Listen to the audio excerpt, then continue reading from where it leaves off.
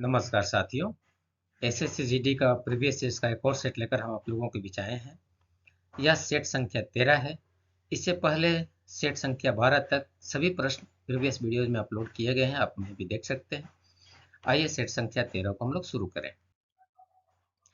यह पहला प्रश्न है जी, क्रैमूल विक्रैमूल से संबंधित प्रश्न, लाभानी चैप्टर का बहुत ही अच्छा प्रश्न। यह कहता है किसी वस्तु का अंकित मूल्य उसे क्रैमूल से 25% अधिक है। यदि इसे 6.4% के लाभ के साथ 450 रुपये में बेचा जाता है तो छूट प्रतिशत कितना है, आपको निकालना है। देखिए इसमें तो ये 450 रुपया ही बेकार है, इसका कोई मीनिंग ही नहीं है। हम लोग इसको बनाते हैं क्रैमूल। अगर हम लोग, ये हमारा क्रैमूल है, ये हमारा अंकित मूल्य है और ये हमारा विक्रय मूल्य है।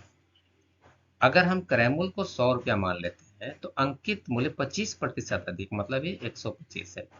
विक्रय मूल्य हमको 6.4% का लाभ चाहिए, तो क्रैमूल से 6.4% ज्यादा, 106.4%। राइट। अब हमसे बोला है कि छूट प्रतिशत कितना है।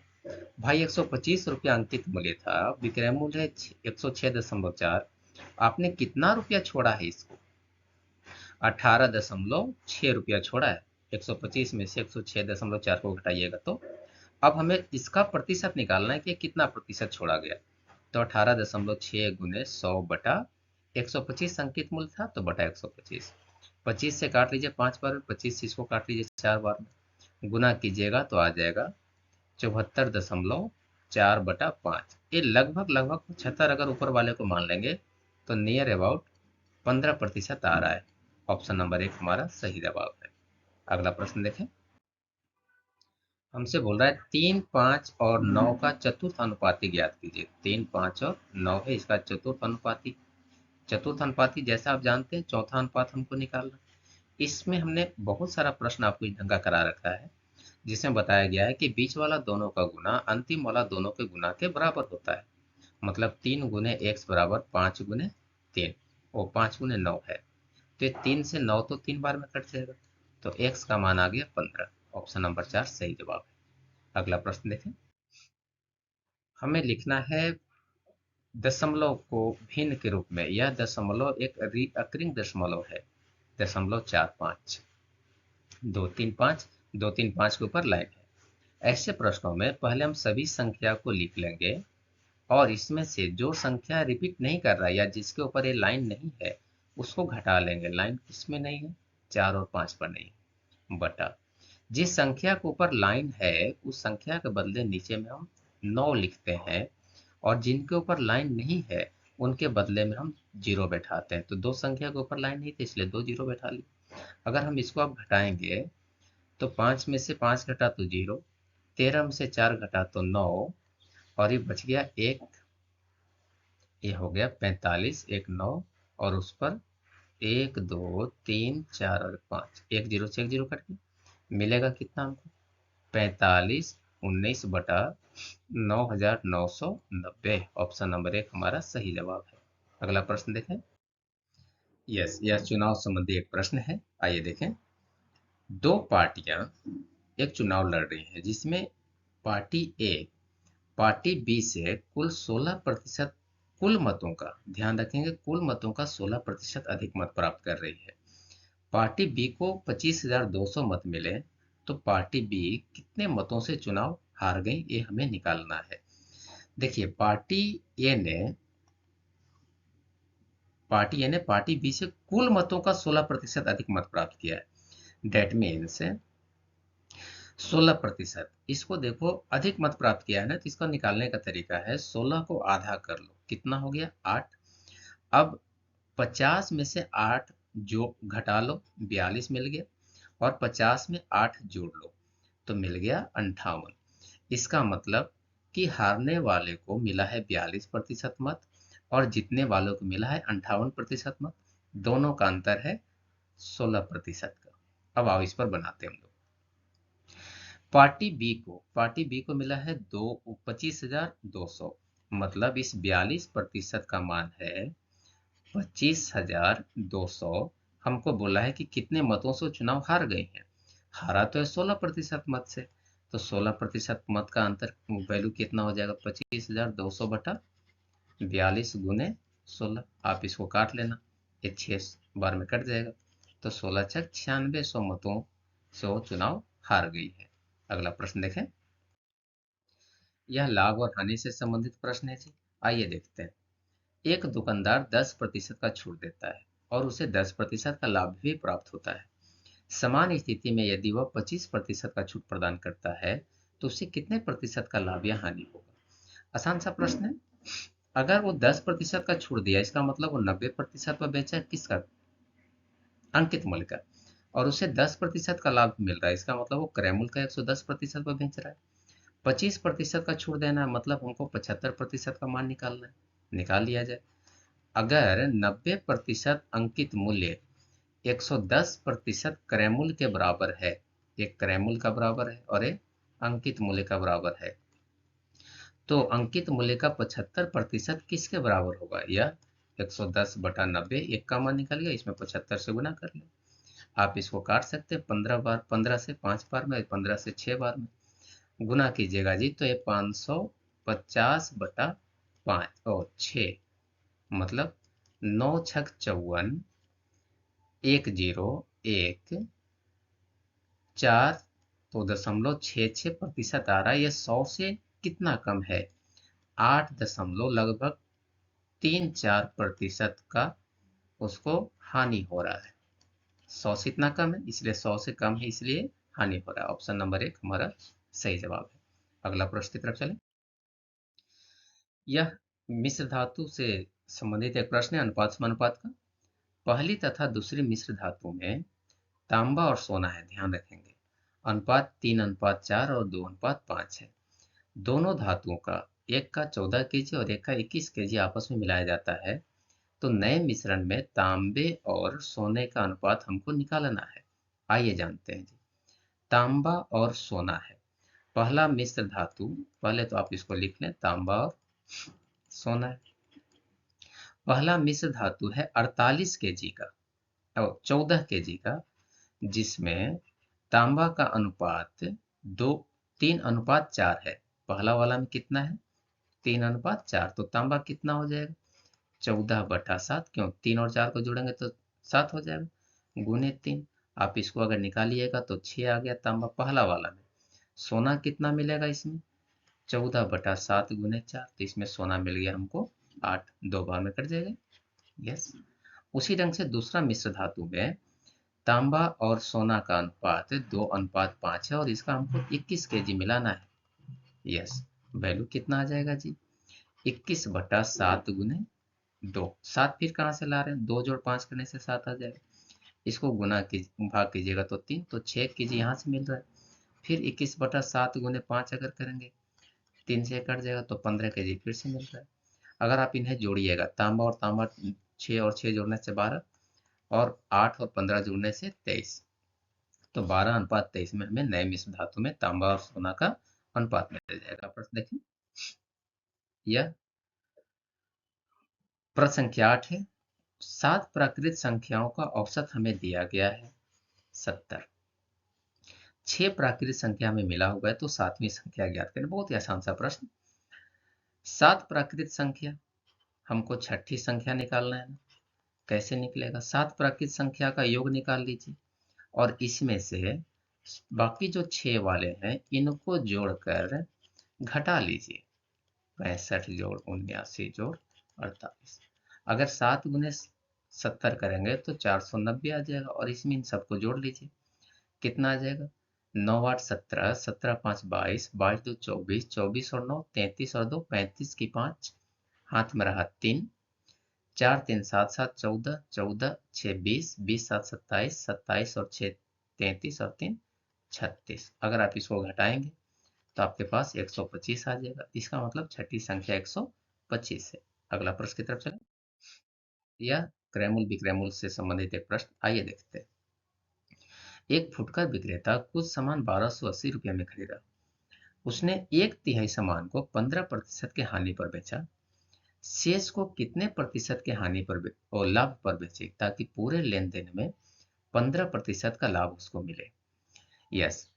कुछ सामान उसने 1280 रुपया में खरीदा है। इस 1280 का कोई इसमें रोल नहीं है। चूंकि हमको यहाँ दे दिया है 1/3 सामान को 15% की हानि पर बेचा है। आइए सीखते हैं इसको बनाना।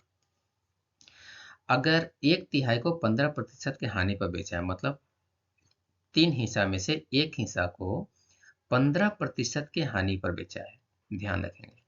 अब हमसे बोल रहा है कि बाकी जो बच गया 2 हिस्सा, 2/3 बच जाएगा, उसको कितने प्रतिशत के लाभ पर बेचे, कितने प्रतिशत के लाभ पर बेचे। हम यहाँ पर X% का लाभ मान लेते हैं कि पूरे सौदे में उसे 15% का लाभ मिले। पूरा सौदा में उसको 15% का लाभ चाहिए। अब 15% का लाभ का मतलब कितना हुआ, 115। सामान टोटल कितना हुआ, एक पहले से था 1/3, 2/3, तो दोनों मिलाकर 3 हो गया। अब ये 15% का हानि, 15% का हानि का मतलब 85% होता है, तो ये हो गया 85%। बनाना बहुत आसान है इसको। हम लोग 1 गुने 85 करेंगे तो 85 मिल गया, 2 गुने x करेंगे तो 2x मिल गया, बराबर 3 गुने 115 करेंगे तो 345 मिल गया। 2x का मान कितना हो जाएगा, 85 को इधर भेज दो, 270 आ जाएगा। 270, 260 आ रहा है, ओके। और अगर x का मान निकालेंगे तो ये 130 आ गया। इसका मतलब है 100 से कितना ज्यादा है जी, 30% अधिक है, इसलिए 30% लाभ पर हमको उन्हें बेचना चाहिए। ऑप्शन नंबर 1 हमारा सही जवाब है। अगला प्रश्न देखें। एक कार 70 किलोमीटर प्रति किलोमीटर घंटा की चाल से चल रही है, ठीक है। आगे 70 किलोमीटर प्रति घंटा की चाल से कार चल रहा है, उससे 35 मीटर आगे एक बस चल रही है। 15 सेकंड के बाद बस उससे 40 मीटर पीछे रह जाता है, तो बस की चाल हमें ज्ञात करना है। देखिए, अभी कार यहाँ पर है, एक कार है, कुछ समय के बाद एक कार है, यहाँ पर छोटा सा कार है, और एक बड़ा सा बस है, एक बस है। इनके बीच का अभी दूरी कितना है, 35। और कुछ समय के बाद एक कार आगे निकल जाता है, कार यहाँ आ जाता है, इनके बीच का दूरी हो जाता है 40। तो कार का पोजीशन में कितना चेंज हुआ, 40 और 35 जोड़िएगा तो 75 मीटर का। समझ पा रहे हैं इसे, क्योंकि दोनों का चाल तो सेम ही है, दोनों का चाल सेम ही है और डायरेक्शन सेम ही है चाल का। समय इसमें लगा 75 मीटर का दूरी तय करने में, एक दूसरे के साथ समय लग गया 15 सेकंड का। तब इनका सापेक्षिक चाल कितना होगा, क्योंकि दूरी समान है ना, तो सापेक्षिक चाल हो जाएगा 70 किलोमीटर कार का है, बस चूंकि कम स्पीड से चल रहा था इसलिए दोनों का अंतर बराबर 75/15। ये मीटर प्रति सेकंड में आएगा, इसलिए हम इसको किलोमीटर प्रति घंटा में 18/5 से गुना करके निकाल लेते हैं। ये 75 से 75 तो ऐसे ही कट गया ना। तो 70 माइनस एक्स का मान आ गया 18। एक्स को उधर भेज दिए, 18 को इधर ला लिए, तो एक्स बराबर 70 में से 18 घटाइएगा, 52 किलोमीटर प्रति घंटा हमारा सही जवाब आएगा। ऑप्शन नंबर 2 सही जवाब है। अगला प्रश्न देखें। एक समकोण त्रिभुज का क्षेत्रफल 42 सेंटीमीटर स्क्वायर है। एक समकोण त्रिभुज है, क्षेत्रफल 42 सेंटीमीटर स्क्वायर, इसका लंब 10 है, तो आधार की लंबाई ज्ञात करें। जैसा कि आप जानते हैं, समकोण त्रिभुज में लंब और आधार होता है। ये लंब हमको दिया है 10, आधार हमको निकालना है। क्षेत्रफल बराबर 1/2 गुने आधार गुने ऊंचाई बराबर है 42। यस, 2 से इसको काट लीजिए, 5, तो 5 गुने बी बराबर 42, तो बी का मान 42/5, 42/5 मतलब 8.4 सेंटीमीटर। Option number 3। अगला प्रश्न की तरफ चले। हमसे बोला जा रहा है कि एक ठोस गोला को 2 बराबर भाग में काटिए। प्रत्येक गोलार्ध के कुल पृष्ठीय क्षेत्रफल का प्रत्येक गोलार्ध का कुल पृष्ठीय क्षेत्रफल का ठोस गोले के कुल पृष्ठीय क्षेत्रफल का अनुपात कितना होगा।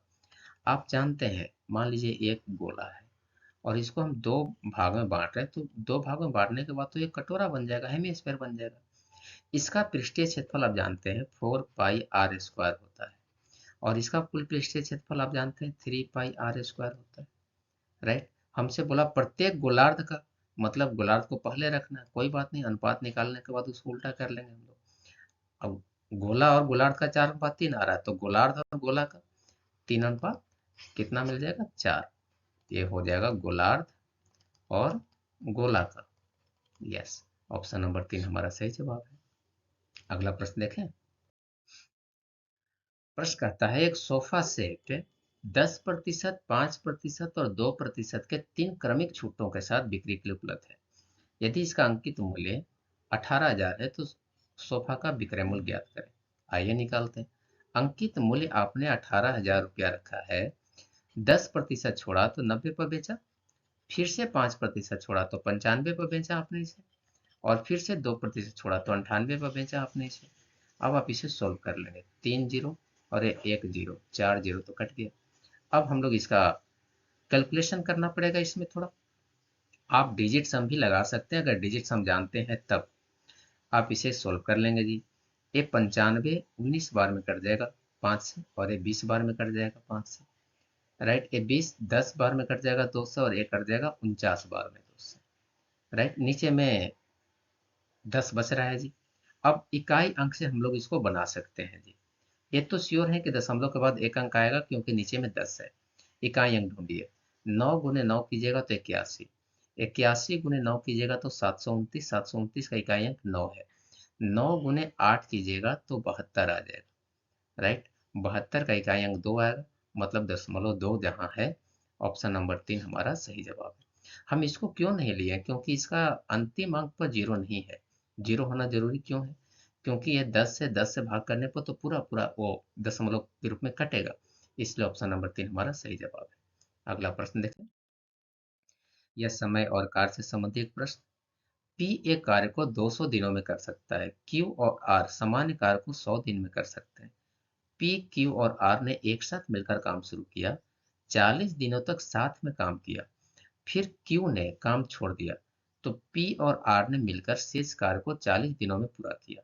ज्ञात करें कि क्यू अकेले उस काम को कितने दिनों में कर सकता है। आइए जानते हैं, इसे सोल्व करते हैं हम लोग। पी किसी काम को 200 दिनों में कर सकता है। क्यू और आर उसे कितने दिनों में कर सकता है, 100 दिनों में। अगर हम इसका लघुत्तम निकालें तो 200 लघुत्तम हो जाएगा। इसका एफिशिएंसी 2, इसका एफिशिएंसी 1, मैंने उल्टा लिख दिया। पी का एफिशिएंसी 1 और क्यू प्लस आर का एफिशिएंसी 2 आ जाएगा। उम्मीद है आप इसे समझे हैं। पी, क्यू और आर तीनों मिलकर के काम शुरू किया है। आइए तीनों को मिला देते हैं। P plus Q plus R, efficiency 3 का 3 हो जाएगा जी, तीनों को जोड़ने से।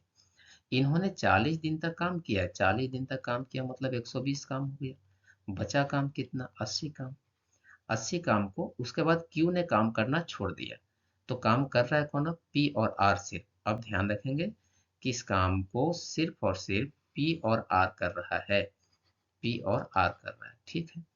80 काम को करने में उसने 40 दिन का समय लिया, तो इसका 40 दिन का इन्होंने समय लिया है, काम है 80, तो इफिशियंसी कितना हो गया। अगर इफिशियंसी निकालना होगा तो 80/40 मतलब 2 इसका इफिशियंसी निकला, किसका, पी और आर का, जिसमें से पी का एफिशिएंसी तो 1 है। पी का एफिशिएंसी कितना था, 1। अगर पी का एफिशिएंसी 1 है और पी और आर का 2 है, तो सिर्फ आर का अगर हमको निकालना पड़े, इफिशिएंसी निकाल रहे हैं जी, क्षमता निकाल रहे हैं, तो 2 में से 1 घटाइएगा तो 1 मिल जाएगा। अच्छा, अब क्यू और आर का भी देखिए 2 है, तो अगर क्यू और आर में से अगर हम आर को घटा लें, जो कि आर का 1 है, तो 2 में से 1 घटेगा तो क्यू का भी इफिशियंसी कितना मिल जाएगा, 1। टोटल काम था 200।